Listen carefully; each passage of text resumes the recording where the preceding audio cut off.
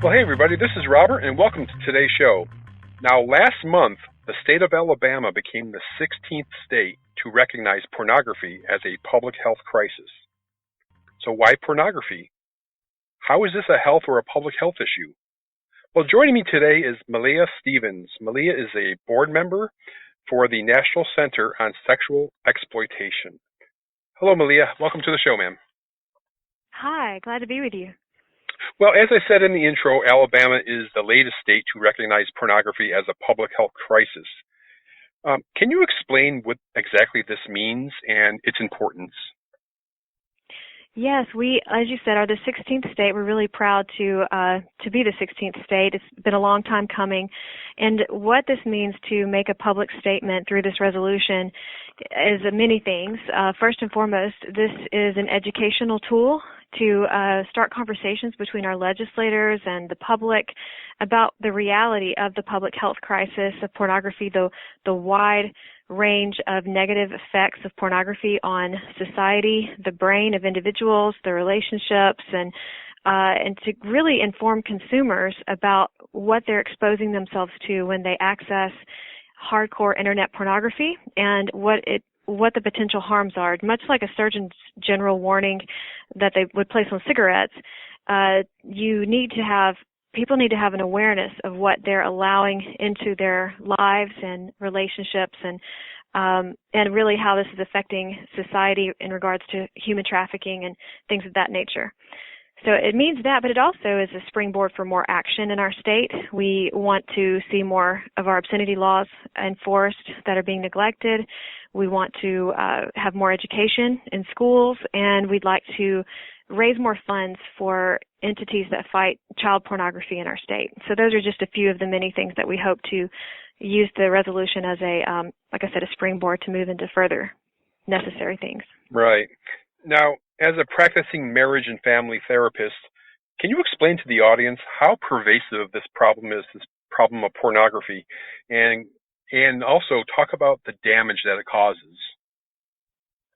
Yes, I've been in private practice here in Alabama for 20 years, and before that I was in Texas, and over the years of practice, pornography has been a constant theme of the devastation in people's lives. I work a lot with adults and marriages, a focus on infidelity recovery and sexual enhancement, and I work in a Christian clinic, so often I'm working with faith-based couples, but when people are coming in, a lot of the corrosive effects of pornography are very evident with marriages. But then over the years, I saw more and more damage with individuals that weren't married, that were college kids, high school kids, junior high. And then I actually had families bring in children, very young children, boys and girls, ages 6 to 11, who were addicted to pornography. And these children, after 1 or 2 exposures, are going to extreme measures to get access to hardcore internet pornography. And it was really affecting their emotional and psychological health. And they had already started engaging in child-on-child sexual abuse or sexual acting out, and creating a cycle of abuse.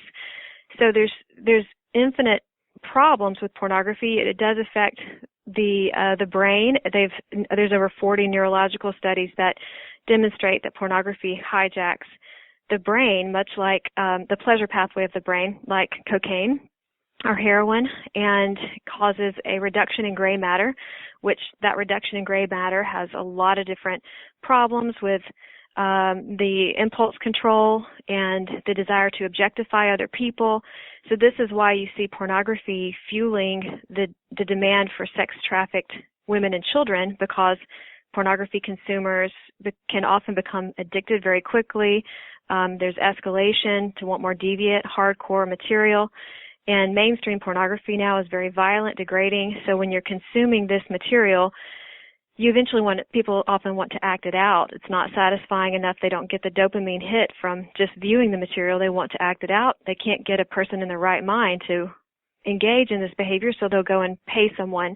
So we've got this big cycle of abuse with that, in addition to the fact that it causes depression, anxiety, isolation, trust issues, lowered sexual satisfaction, and now we have a new phenomenon called porn-induced erectile dysfunction in men. So it causes, physical problems with young men as well. Yeah, and there's So, research backing all this up. It's not just anecdotal, right? no, there's a vast amount of research that's available, and people are welcome to go to our website at sexualexploitation.org/public health and get an overview of the research, or do an in-depth dive into the research. But there's numerous studies that consistently demonstrate these problems. Now, calling this a public health crisis, even the CDC has chimed in on this. Yes, they did make a statement in 2019 to CNN stating that pornography is linked to sexual violence and HIV transmission, noting those, the research about that. And so we definitely hope that the CDC continues to acknowledge the vast body of research that is pointing to all these factors affecting us and affecting society. Yeah, okay, go ahead. Oh, that's okay. I was just going to say a lot of public health professionals are noting this, but no one of prominence like the CDC. But we do hear it more and more. Sure. Mm-hmm. Melea, I want to give you a chance to discuss the work of the National Center on Sexual Exploitation, and where could somebody find you? Yes, the National Center on Sexual Exploitation is based in D.C. It's been around for over 55 years, and we are considered the spearhead of the movement, with the global movement to upend all forms of sexual exploitation. We work and collaborate with a coalition of anti-trafficking, anti-pornography NGOs and organizations across the globe, really, and we do a lot of different efforts to raise awareness, but to also enforce the law. We have a new law center, and we do a lot of work on Capitol Hill. So if people would like to know more about our organization, they can go to endsexualexploitation.org and see what we're up to. We'd love to have them join the fight to end all forms of sexual exploitation. We have a lot of options there to engage, and we've seen some tremendous victories, especially in corporate policy changes with our Dirty Dozen list, where we raise awareness about the top purveyors of pornography and sexual exploitation, corporate giants, and we've had huge victories with Walmart, Google, recently with TikTok, Instagram. We need everyone's help to begin to shift culture when it comes to the normalization of hypersexualized, violent, degrading content. Well, excellent. And I'll go ahead and link to the National Center of Sexual Exploitation's website on the show notes page on the podcast when it gets published. Any final thoughts on the pornography issue, public health crisis, anything like that, Melea?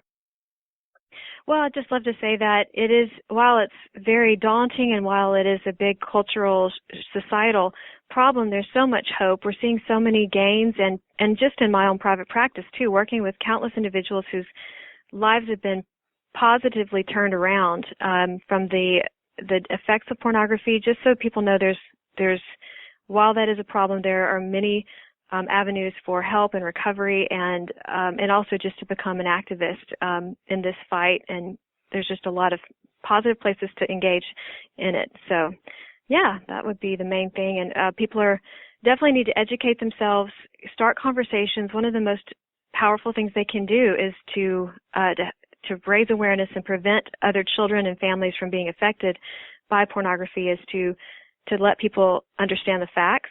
So that would be a tremendous thing to do. Well, very good. And I want to thank you, Melea Stephens, for sharing your time and your thoughts with us today. My pleasure. Thank you for having me.